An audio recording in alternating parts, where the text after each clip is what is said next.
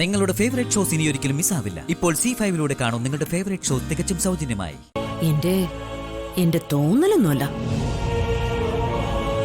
ഞാനത് വ്യക്തമായിട്ട് കണ്ടത് തന്നെയാണല്ലോ. ചേച്ചിന്റെ പിച്ചുമ്പയും പറയുന്നേ ഒന്നുമില്ല പ്രതാപ, ഞാനെന്തോ ഓർത്തതാ. അതൊന്നുമല്ല, കാര്യമായിട്ട് എന്തോ ചേച്ചി അലട്ടുന്നുണ്ട്, അതുറപ്പാ. ഒന്നുമില്ലാന്ന് പറഞ്ഞില്ലേ?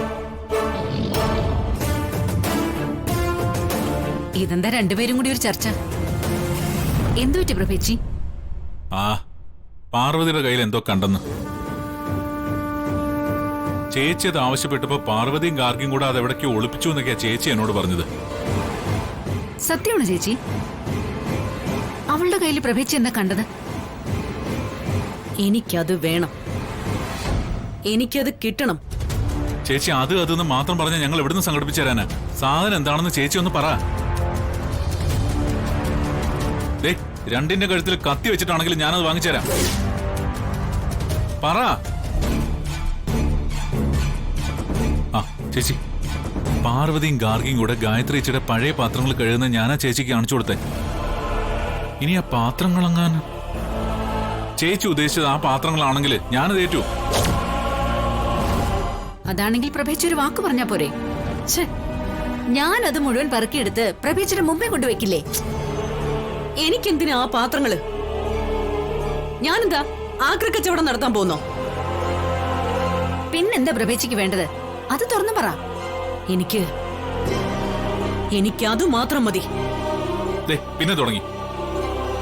എന്റെ ചേച്ചി അതെന്ന് പറയുന്ന സാധനത്തിന് ഒരു പേരില്ലേ? പ്രതാപ, ഗോപിയേട്ടനെ പോലെ പ്രഭേച്ചിയുടെ ബ്രെയിനിനും എന്തോ തകരാറ് പറ്റിയിട്ടുണ്ടെന്നാ എന്റെ ഒരു സംശയം. ഈ അടുത്ത ദിവസങ്ങളിൽ പ്രഭേച്ചി പലതും എന്നിൽ നിന്ന് മറയ്ക്കുന്നുണ്ട്. അതൊന്നുമല്ല, എന്തോ കണ്ട് പേടിച്ച പോലെ എനിക്ക് തോന്നുന്നു. എന്താണെന്ന് തുറന്നു പറഞ്ഞാലല്ലേ ഒരു പരിഹാരം കാണാൻ പറ്റൂ. ഇനി പ്രഭേച്ചിക്ക് സൗകര്യമുള്ളപ്പോ പറയും.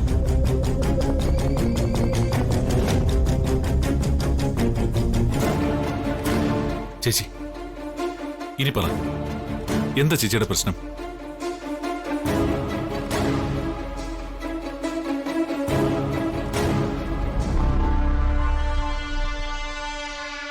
പതിനാറ് വർഷങ്ങൾക്ക് മുൻപ്, കൃത്യമായി പറഞ്ഞാൽ ഗായത്രി മരിച്ച ദിവസം, ശേഖർജി ഗോപിയേട്ടന് കൈമാറിയ പെട്ടി അത് ഞാൻ കണ്ടു. ചേച്ചി, ശേഖരളിയൻ ഗോപിയേട്ടന് പെട്ടി കൈമാറിയോ? അവര് കഴുകാൻ കൊണ്ടുപോയ ഗായത്രിയുടെ പഴയ പാത്രങ്ങളുടെ കൂട്ടത്തില് അതും ഉണ്ടായിരുന്നു. ഓ, വലിയ പെട്ടിയാണോ ചെറിയ പെട്ടിയാണോ? അല്ല, ആ പെട്ടിയിൽ കനത്തത് എന്തെങ്കിലും ഉണ്ടാവോ ചേച്ചി? കനത്തതല്ല പ്രതാപ, ആരും കണ്ടുകൂടാത്ത ഒന്ന്. അതാണ് എന്റെയും പേടി. ആരും കണ്ടുകൂടാത്തെന്ന് പറഞ്ഞ? ഓ, വിശാല്. ആ പെട്ടി വിശാലിന്റെ കയ്യിൽ എത്തിയാലോ? അതല്ലേ ചേച്ചിയുടെ ടെൻഷൻ?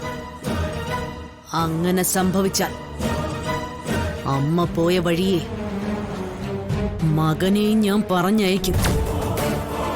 അതിന് പാർവതിയല്ല, സാക്ഷാൽ പരമശിവൻ അവന്റെ രക്ഷയ്ക്ക് വന്നാലും ഒരു മാർക്കണ്ഡേയനാവാൻ അവനെ ഞാൻ സമ്മതിക്കില്ല.